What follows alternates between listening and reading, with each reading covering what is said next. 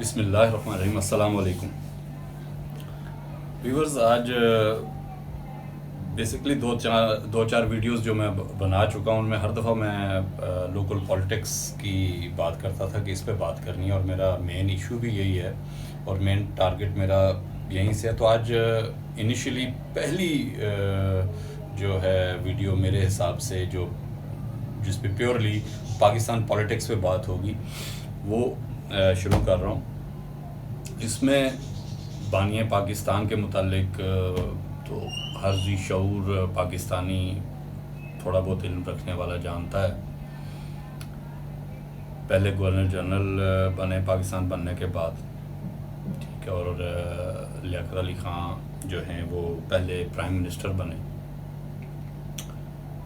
اب وہ ایک تھوڑا سا عرصہ، سال کا یا سال سے بھی کم کا ایسا ہے کہ جو ایک موقع ملا، اور اس سال میں کیا ہو سکتا تھا. بہرحال جہاں سے کہانی شروع ہوئی، محمد علی جناح بانی پاکستان کی وفات کے بعد جو ہیں ان کی جگہ دوسرے گورنر بنے غلام محمد. اور بانی پاکستان کے پاس دو عہدے تھے، ایک گورنر جنرل تھے پاکستان کے، اور دوسرا عہدہ ان کے پاس تھا اسمبلی کے پریزیڈنٹ، جس کو جو عہدہ آج کل اسپیکر کا ہے، یعنی کہ اسپیکر وہ تھے.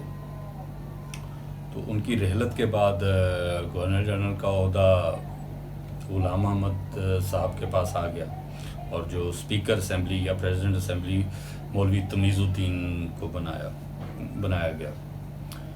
بیسکلی روشنی میں اس چیز پہ ڈال رہا ہوں کہ ہماری سیاست کی جو بنیادیں ہیں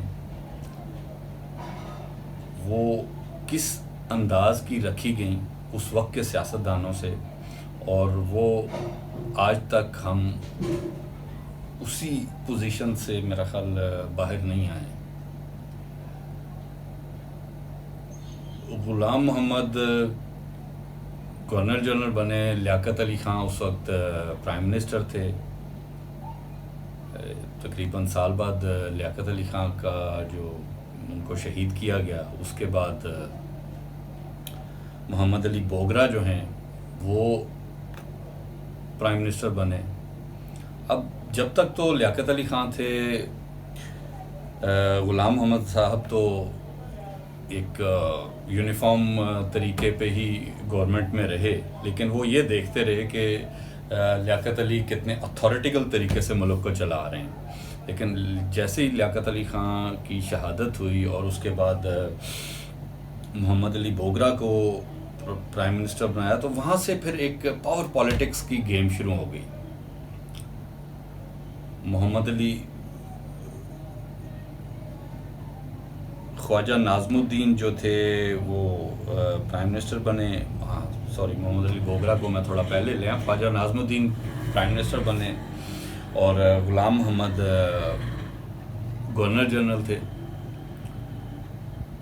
اب جب تک تو لیاقت علی خان تھے چیزیں سموتھ چلتی رہیں، کیونکہ وہ اتھارٹیکل یا جس طرح وہ محمد علی جناح کے ساتھی تھے اور بانیان میں سے تھے کہ ملک بنانے والوں میں ان کو شمار کیا جاتا تھا. بے شک جو مین میر کارواں محمد علی جناح ہی تھے، لیکن ان کے ایک درینہ ساتھیوں میں سے لیاقت علی خان تھے. اس لیاقت علی خان صاحب کے جانے کے بعد پھر غلام محمد یا انہوں نے خواجہ ناظم الدین کو لائے، پھر عبوری آئین بنایا، اس پہ ان کے اختلافات. یہ کھینچا تانی چلتے چلتے محمد علی بوگرا جو تھے وہ سول سروس میں تھے. خواجہ ناظم الدین کو انہوں نے نکال دیا. اس نے جو گورنر جنرل تھے غلام محمد، وہ تو خیر دل برداشتہ ہو گئے کہ وہ انہوں نے دوبارہ سیاست میں حصہ ہی نہیں لیا. خیر اسی طریقے سے سلسلہ چلتا رہا. پھر عبوری آئین بنا. آئین جو تھا وہ پارلیمانی نظام بن گیا. پارلیمانی نظام میں جو تھا ظاہر ہے جو چیف یا جو اختیارات کا منبع وہ وزیر اعظم تھا. اب وہ چیزیں بند تو گئیں، لیکن غلام محمد نے دیکھا کہ تمام مطلب کہ چیزیں اس نے اپنے ہاتھ سے ایک سسٹم بنا دیا ہے. اب اس میں ظاہر ہے اس کو بیک سٹیپ لینا تھا، وہ قبول نہیں ہے.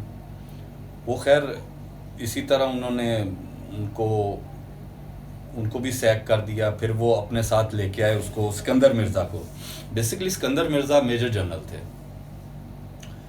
اب غلام محمد نے ان کو اپنی ایک ذمہ داریوں میں توازن کے لیے، یا ایک ذمہ داریاں زیادہ ہیں اپنی ہیلپ کے لیے، اور اپنا درینہ دوست سمجھتے ہوئے ان کو بلایا. وہ ان کے ساتھ شامل ہو گئے. اب بیسیکلی غلام محمد کچھ ان کو صحت کے مسائل تھے محمد علی جناح کے وقت سے. لیاقت علی خان صاحب کے وقت بھی وہ صحت ان کی ٹھیک نہیں تھی، اور اس کی وجہ سے ان کے لیاقت علی خان صاحب کے ساتھ بھی اختلافات تھے. لیکن لیاقت علی خان کا ایک پوزیشن ایسی تھی کہ وہ بانی پاکستان کے قریبی تھے، جس کی وجہ سے کچھ نہیں کر پائے.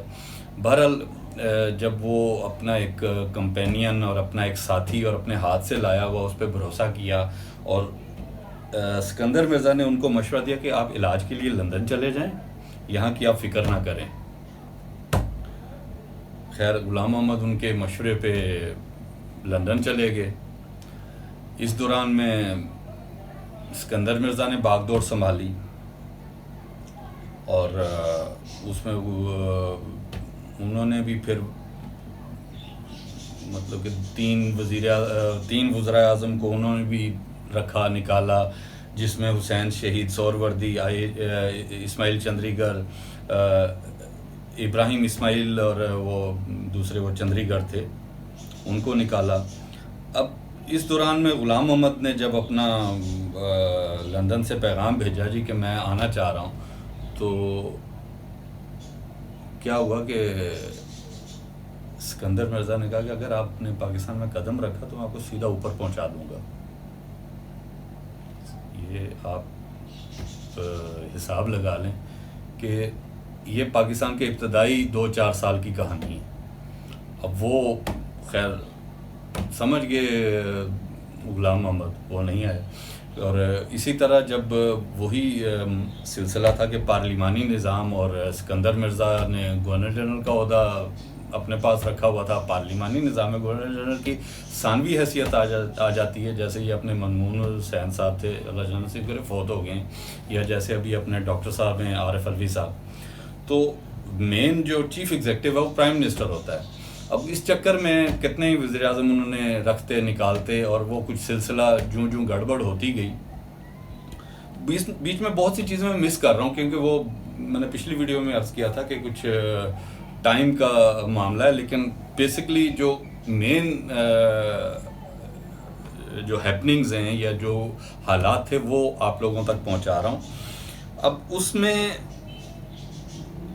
جب اسکندر مرزا صاحب نے کافی لوگوں کو رکھا نکالا تاکہ کوئی سٹیبل نہ ہو سکے، کوئی گورنمنٹ پاور میں اتنی پاور میں نہ آ سکے کہ پھر مجھ تک اور مجھے میری پوزیشن میں لے جائیں.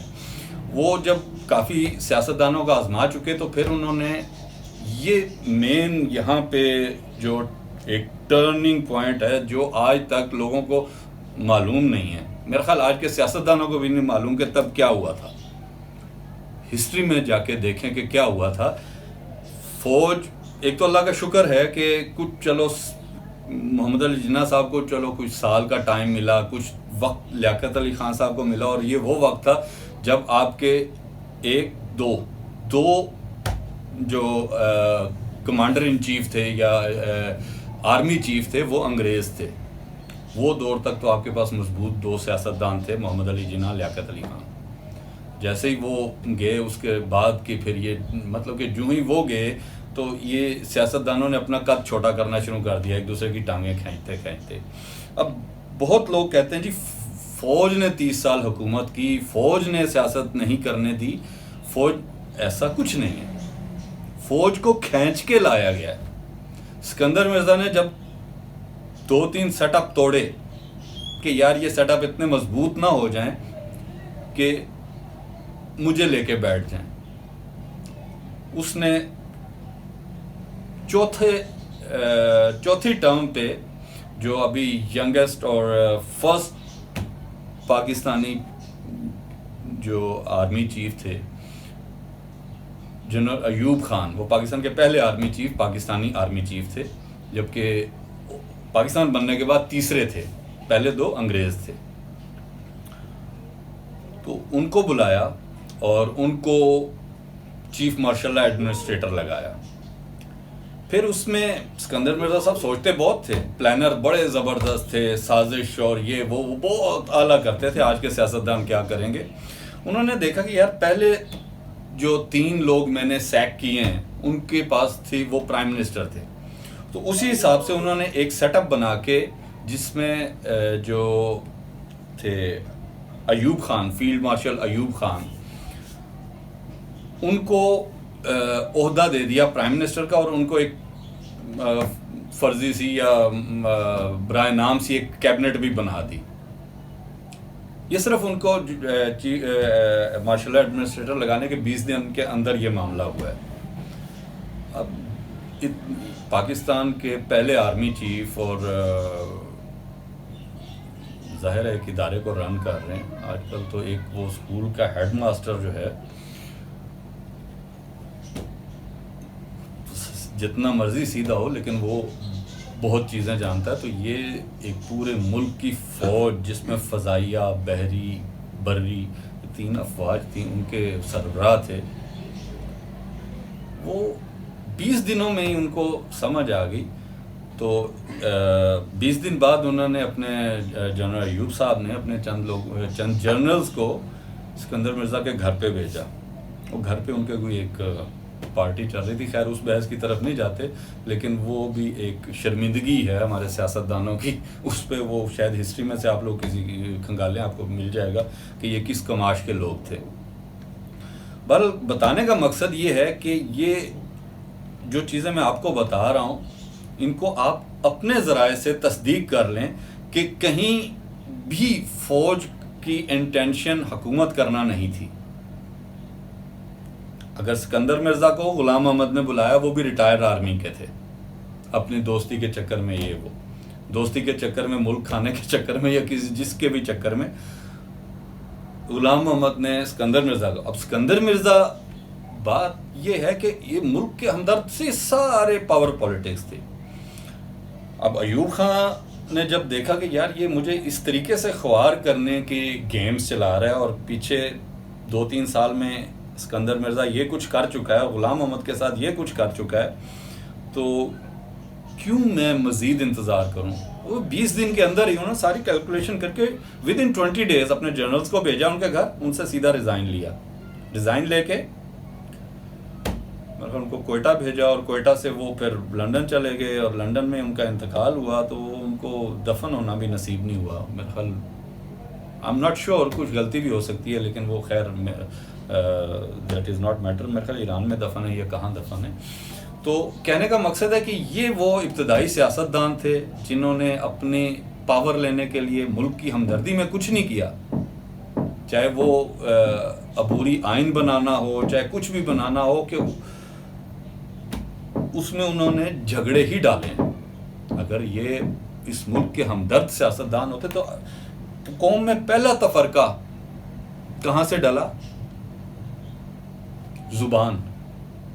बांग्लादेश में आग लग गई कि जब उर्दू को जुबान डिक्लेयर किया गया।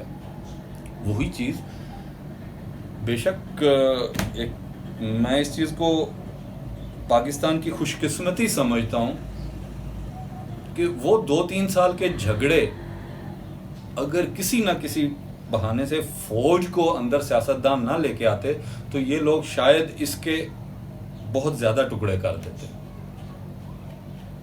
अब वहाँ से दौर शुरू होता है अयूब खान साहब का। ठीक है, इस वक्त लोगों ने दीन ईमान इसी सिस्टम को बनाया हुआ है जो एक मतलब कि जमहूरियत, वो जमहूरियत के बारे में हिटलर की एक राय थी। अभी वीडियो फिर लंबी हो जाएगी, वो मैं इसी सिलसिले को मेरा ख्याल 2 वीडियोस में मुझे कवर करना पड़ेगा, तो अगली वीडियो में मैं आपको वो हिटलर की भी राय दूंगा। तो वहाँ से पाकिस्तान का सफ़र शुरू हुआ آج تک کی 74 سال کی ہسٹری میں وہ ایوب کے 10 سال میں جو انڈسٹری سیٹ اپ یا جو پاکستان نے گین کیا، ڈیم کے حوالے سے لگا لیں، تربیلا منگلہ ڈیم کے حوالے سے لگا لیں، انڈسٹری سیٹ اپ کے حوالے سے لگا لیں، اس کے بعد آج تک اتنی اچیومنٹس پاکستان کے پاس نہیں ہیں. کیپٹل کراچی سے اسلام آباد منتقل ہوا، سٹیل مل آئی. یہ بیسکلی جو کراچی کو لینے کے بعد سٹیل مل، کراچی سے کیپٹل لینے کے بعد کراچی کو سٹیل مل کا تحفہ دیا. ادروائز جو سٹیل مل کا پلان تھا وہ ہری پور کا تھا، لیکن ظاہر ہے کچھ نہ کچھ دینا ہی تھا تاکہ کراچی بھی ہمارا حصہ ناراض نہ ہوتا. تو وہ اسلام، تو بیسکلی اس فوج نے اگر ان حالات میں سیاستدانوں سے نہیں سنبھل رہا تھا، ایوب خان نے سنبھال کے دکھایا ہے. بہت سے لوگ کہتے ہیں کہ انہوں نے اپنے آپ کو خود فیلڈ مارشل بنایا ہے. او بھائی اس سے کیا فرق پڑتا ہے؟ وہ 10 سال میں اس نے کچھ کر کے دکھایا ہے. کہنے کا مقصد ہے کہ آپ کسی بھی نظریے سے، کسی بھی اینگل سے دیکھیں، اس ملک کو بچانے میں کردار ہے تو آرمی کا ہی ہے. بے شک آرمی ہمارا ماتحت ادارہ ہے، لیکن ابھی تک ہماری بدقسمتی ہے کہ ہم کوئی ایسا لیڈر نہیں دے سکے کہ جو اس ملک کو آگے کی طرف لے کے جائے. آرمی بارہا موقع دیتی رہی ہے، بارہا موقع دیتی رہی ہے. بہت سی معاملات ہیں، میں اگلی ویڈیو کے لیے چھوڑنا چاہ رہا ہوں. صرف اس وقت تاریخ یہ جو غلام محمد اور سکندر مرزا کھیل کھیلتے رہیں، وہ آپ لوگ اس کو فوکس کریں، اور اس کے بعد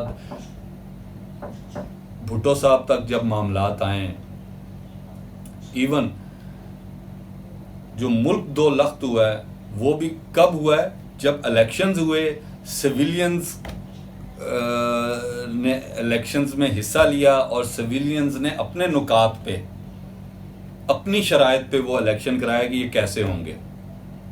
اس کے بعد جو ملک کے ساتھ ہوا، پھر یہ آئین دے کے بڑا خوش ہو رہے ہیں جس آئین نے آج تک عام آدمی کو کچھ نہیں دیا. ان کے ابھی بھی آپ عدالتوں میں دیکھیں، انہی کے کیس لگے ہوں گے کہ یہ میرا اختیار ہے کہ نہیں ہے، یہ میرا صوبہ ہے کہ نہیں ہے، یہ ٹیکس میں نے لینا ہے کہ نہیں لینا. عام آدمی کو ان چیزوں سے کوئی تعلق نہیں ہے. عام آدمی کو صحت، تعلیم، روزگار، یہ پیچھے ہی جا رہے ہیں. اور ان کا وہی 10 سالہ دور ایوب کا تھا، جتنا آگے جا سکتے تھے گئے، اس کے بعد نیچے ہی گیا ہے، صرف آبادی بڑھی ہے. تو یہ معاملات جو ہیں، میں نے آپ کو عرض کیا نا کہ اتنا وقت نہیں ہے جتنے لمبے یہ معاملات ہیں. تو اس کو آپ کنٹینیو سمجھیں. انشاءاللہ اس میں کل جو ہے مزید اپڈیٹ دے کے پھر آپ لوگوں پہ فیصلہ چھوڑوں گا. اور ان میں سے بہت سی چیزیں بائی دا ٹائم رپیٹ ہوتی رہیں گی تاکہ ہم کسی نتیجے پہ پہنچ سکیں. اور ایک گزارش ہے، میں 4-5 ویڈیوز ہوئی، ابھی تک مجھے کوئی آپ لوگوں کی طرف سے کمنٹس نہیں آئے. اپنے کمنٹس ضرور دیجئے، اپنے سوالات ضرور کیجئے تاکہ میں مزید ان کی وضاحت کر سکوں کہ میں کیا کہنا چاہ رہا ہوں اور آپ اس میں سے آپ کیا سمجھ پا رہے ہیں. تو آپ کے کمنٹس میرے لیے بہت ہیلپ فل ہوں گے. السلام علیکم.